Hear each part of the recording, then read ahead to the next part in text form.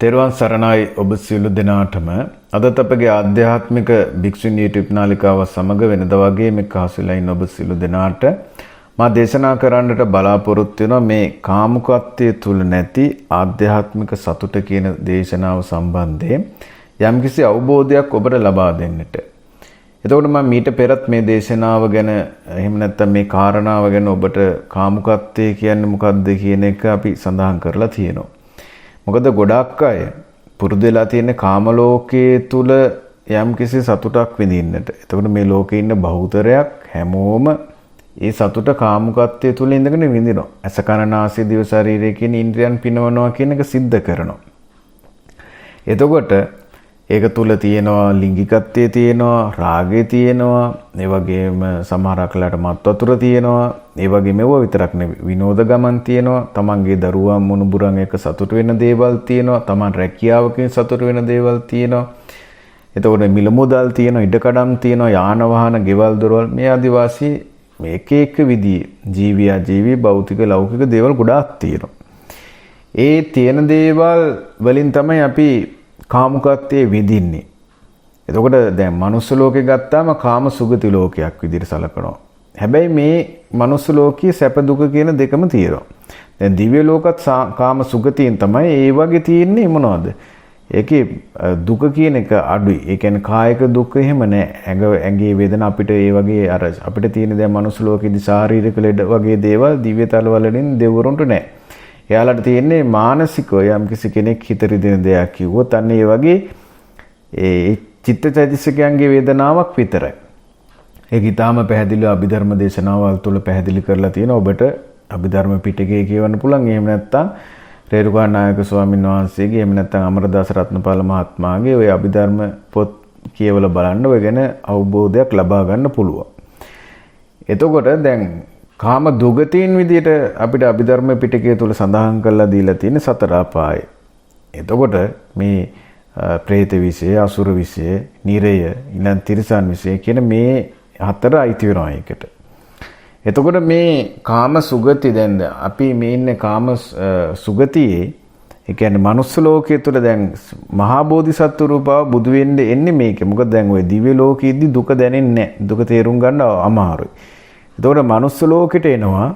මනුස්ස ලෝකයේ ඉඳගෙන දුක තේරුම් ගන්න ලේසි, දුක අවබෝධ කරගන්න ලේසි. මොකද දුක දැනෙන නිසා.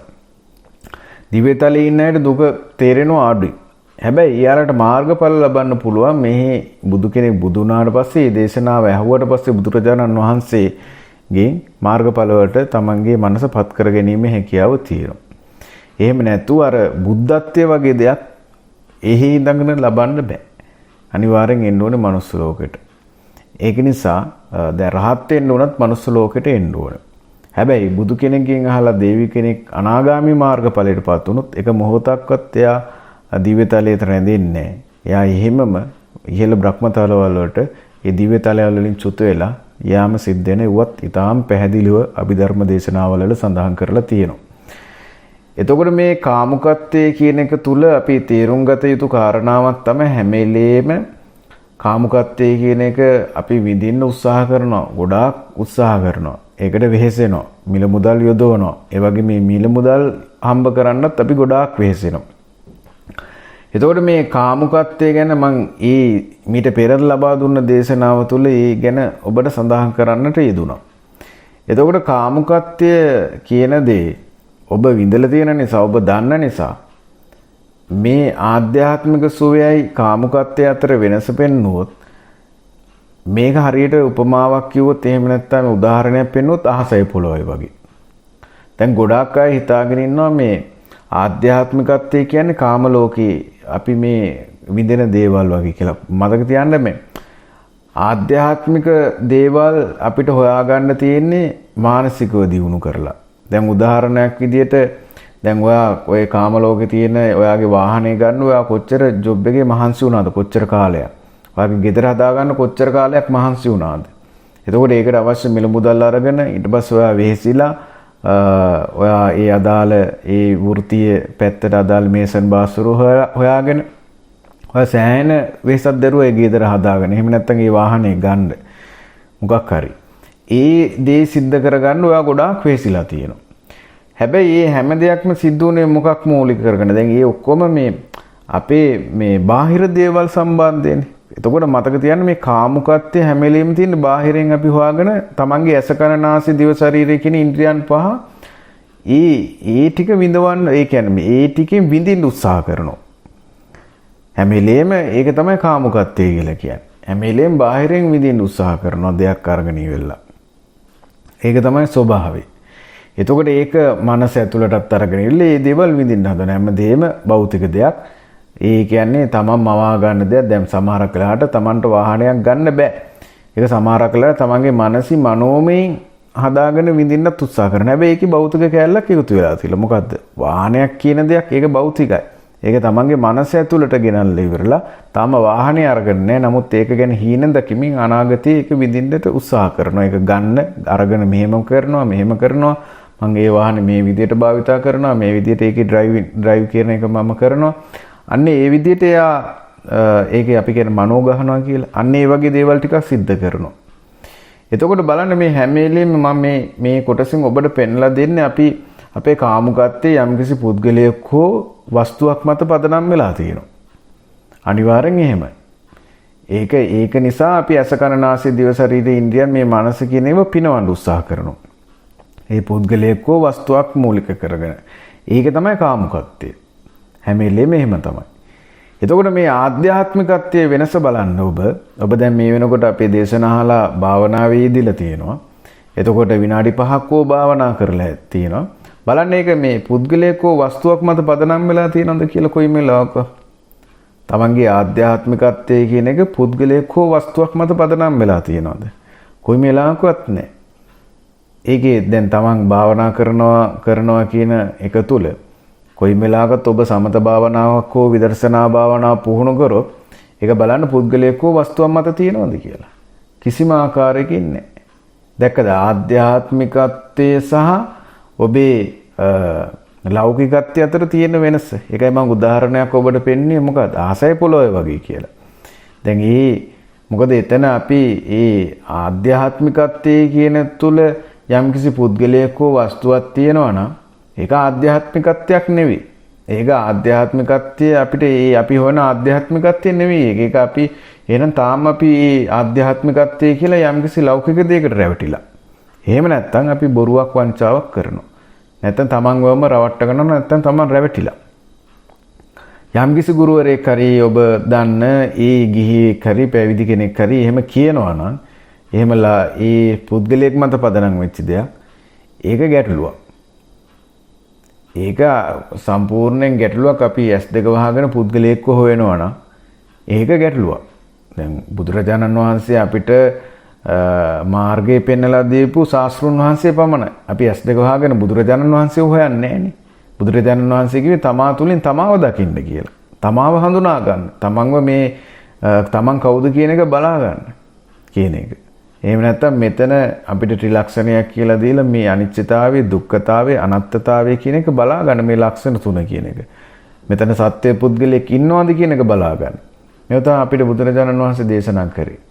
එහෙම නැතුව ඔබ S2 වහගෙන ඔබ දෙවියන් වහන්සේව හොයනවා නම් භාවනා කරලා කවුරු හරි හොයනවා නම් පුද්ගලයෙක්ව එතන ආධ්‍යාත්මිකත්වයක් නැහැ.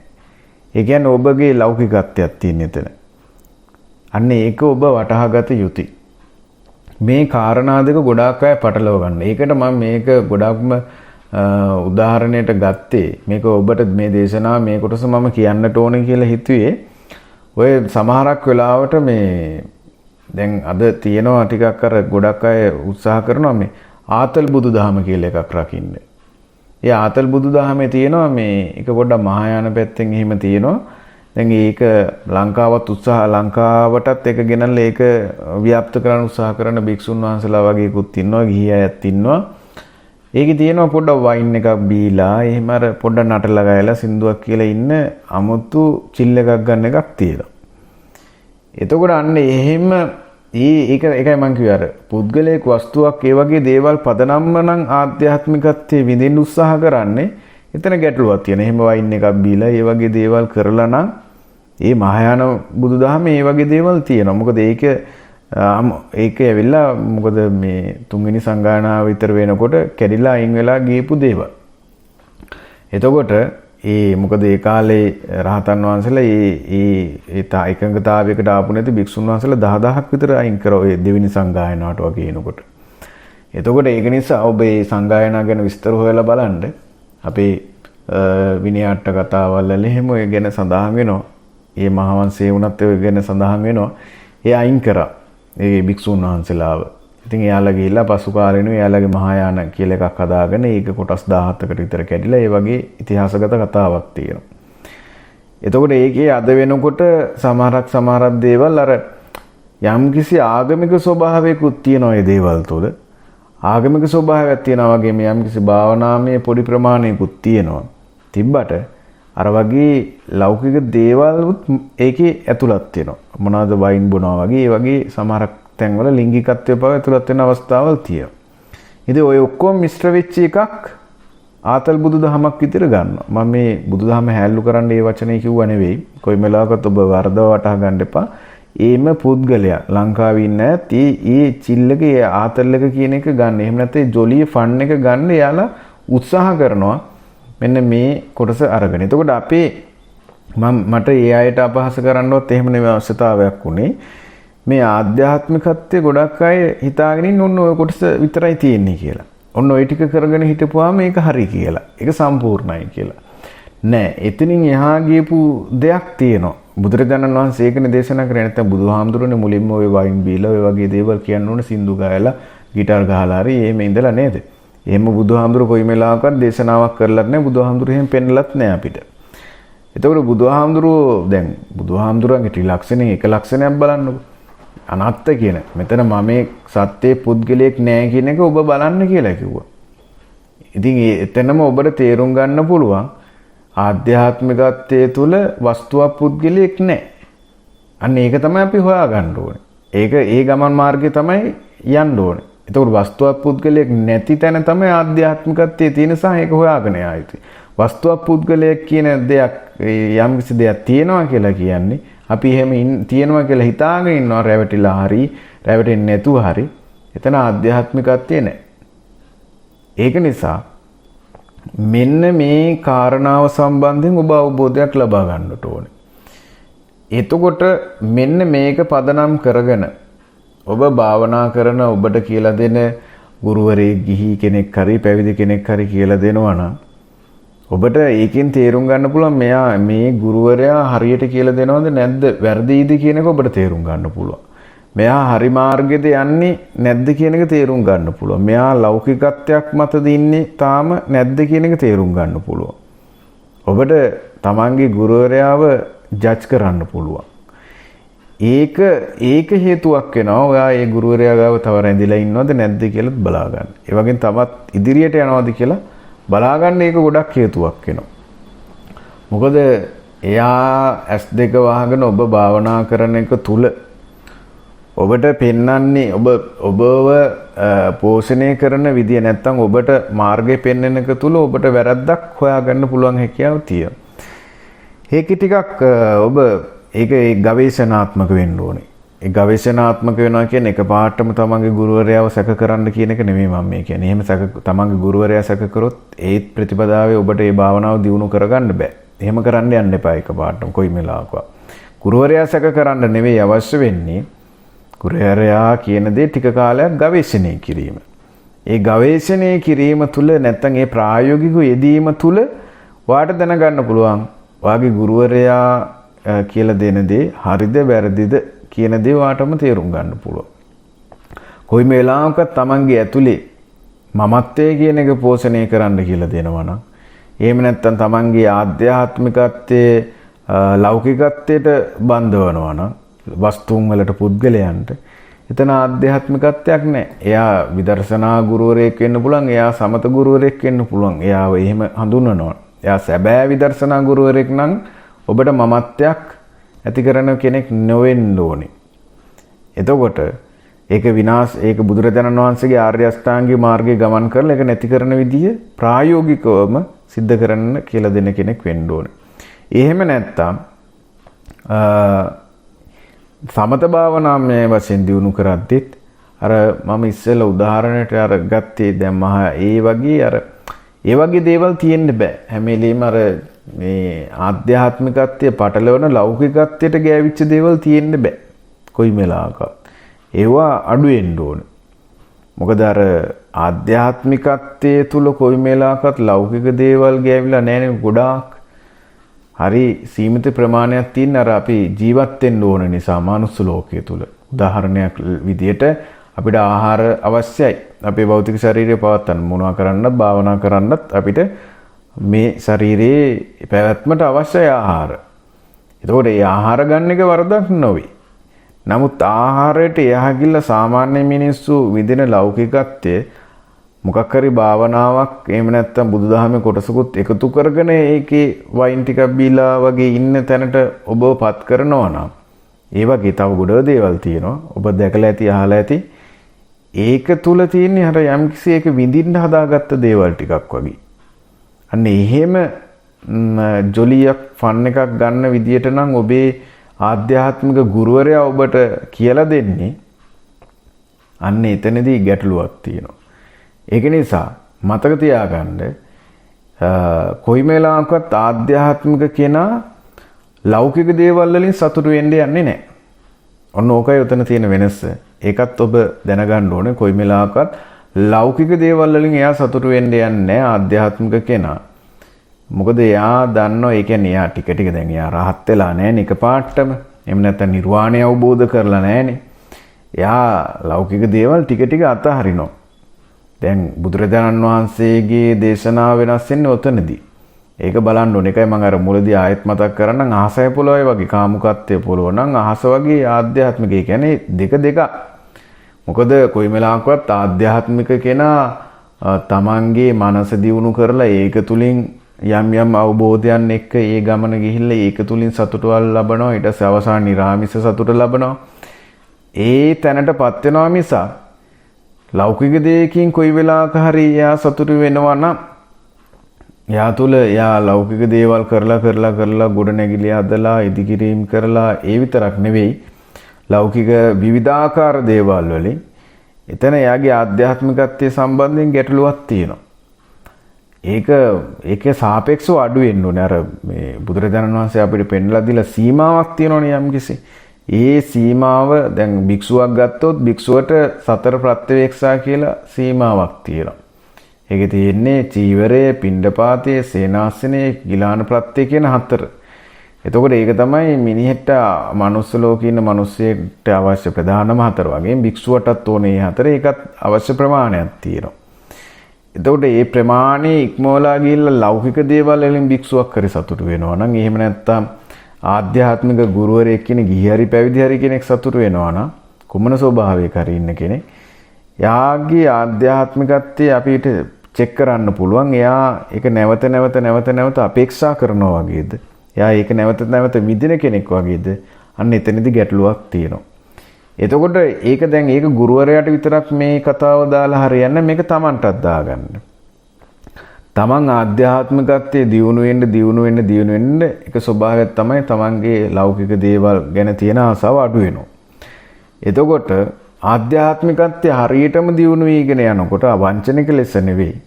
තව කෙනෙක්ට පේන්න නෙවෙයි, තමන් තව කෙනෙක්ට බොරුවක් කරන්නත් නෙවෙයි, තමන් රැවටෙන්නත් නෙවෙයි.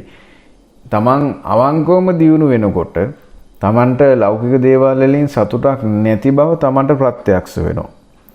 ඒ ප්‍රත්‍යක්ෂතාවයේ තුල තමන් ආධ්‍යාත්මික සතුට තමයි හොයන්නේ.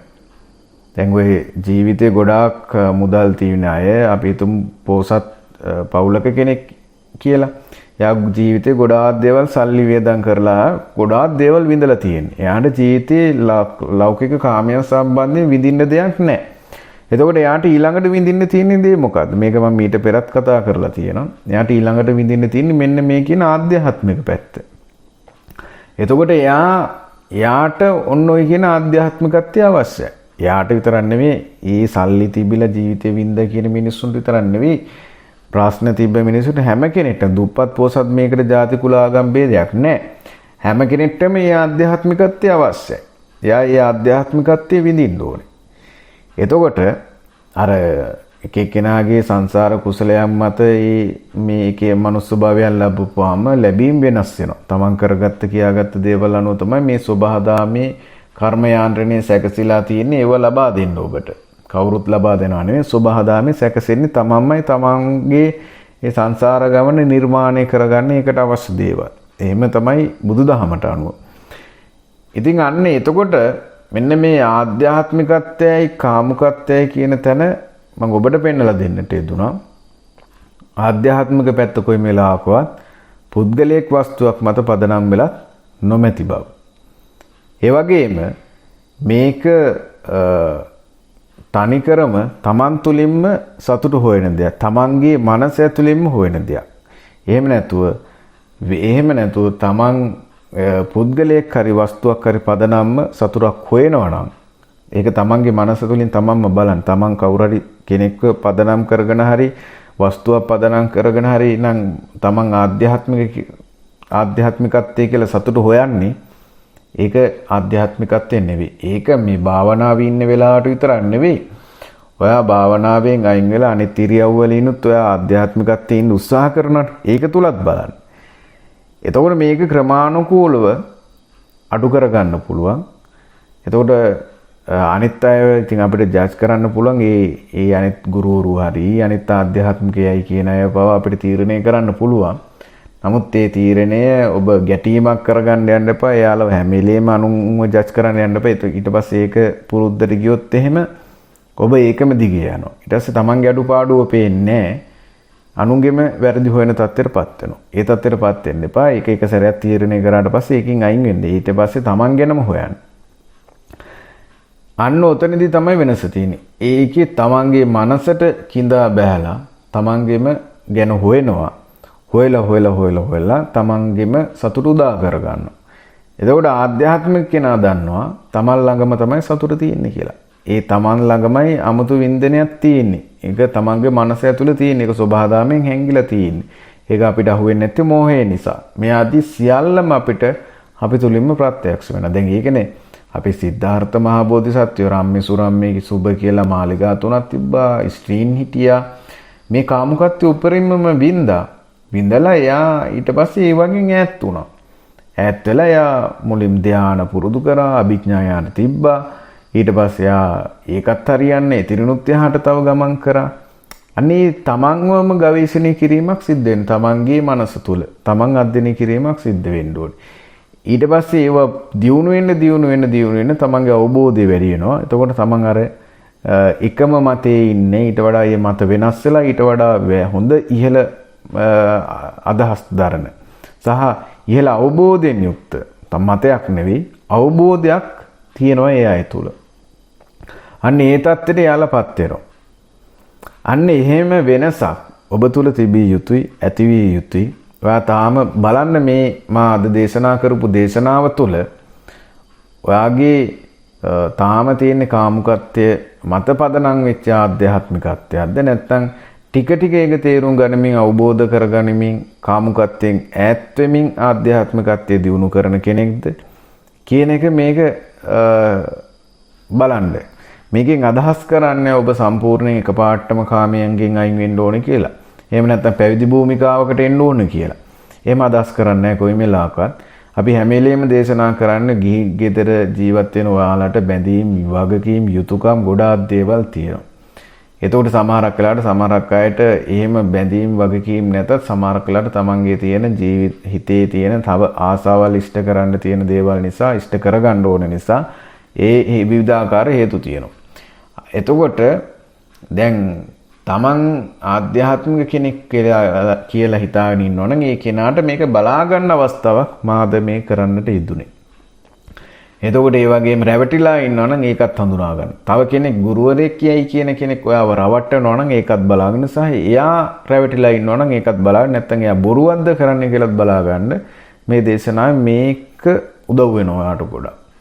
ඒක නිසා ඔන්න ඔතනදී බුදුරජාණන් වහන්සේගේ කොටස බලා ගන්න ඔබට පුළුවන් හැකියාව තියෙනවා. එතකොට මේක තවත් ඔබට ගැඹුරින් පෙන්නුවොත් බුදුහාමුදුරුවෝ කොයි වෙලාවකවත් ඒ බුදුරජාණන් වහන්සේගේ දේශනාව තුළ දැන් ආධ්‍යාත්මිකත්වයේ පරතරටම ගියපු කෙනෙන්නේ ලෝතර බුදුරජාණන් වහන්සේ කියන්නේ අපේ ශාස්ත්‍රුන් වහන්සේ. උන්වහන්සේ ආයේ කොහෙවත් ඉපදීමක් කරන්න කියලා තියනවද? ආවල් දෙවියන් වහන්සේ ළඟට යන්න, ආවල් දෙවියා ළඟ ඉපදෙන්න එහෙම කොතනවත් කියලා තියනවද? නෑ, එහෙම කොයි මෙලාවකවත් කියලා නෑ.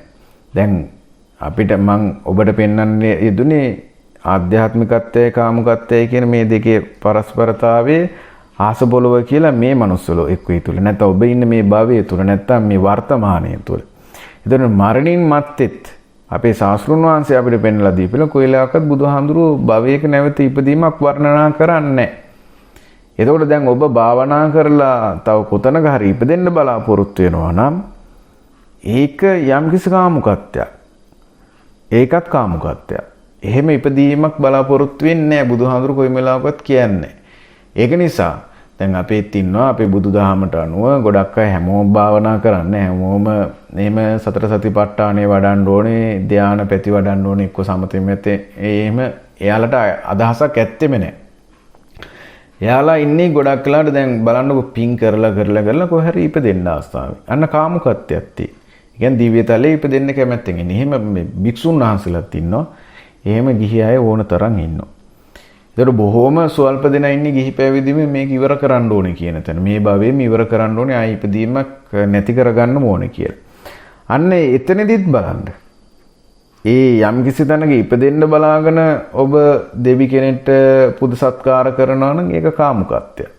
ඒකත් කාමුකත්වයක්. හැම වෙලෙම කාමුකත්වය කියන්නේ ලිංගිකත්වයේ පමණක් නෙවෙයි. එහෙම නැත්නම් මේ මනුස්ස ලෝකයේ විඳින අස කන නාසය දිව ශරීරය ඉන්ද්‍රියන් පිනවන එක නෙවෙයි. තව තැනක් ඉපදෙන්න බලන එක එහෙම කාමුකත්වයක්. ඒකනේ ඔය අපිට බුදුරජාණන් වහන්සේ එක තැනකදී දේශනා කරන්න ඔය සප්ත මෛතුන්‍ය කියන එක තැනදී ඔය සූත්‍රය කියවන බලන්න ඔබ අංගුත්තර නිකායේ එතනදී දේශනා කරන්නේ යම්කිසි කෙනෙක් බ්‍රහ්මචාරීත්වය ආරක්ෂා කරනවද දිව්‍ය ලෝකයන්ට බලාගෙන ඒකත් කාමුකත්වයක්. එතන ඒකත් අයිති වෙනවා මෛතුන්‍ය කියන එකට.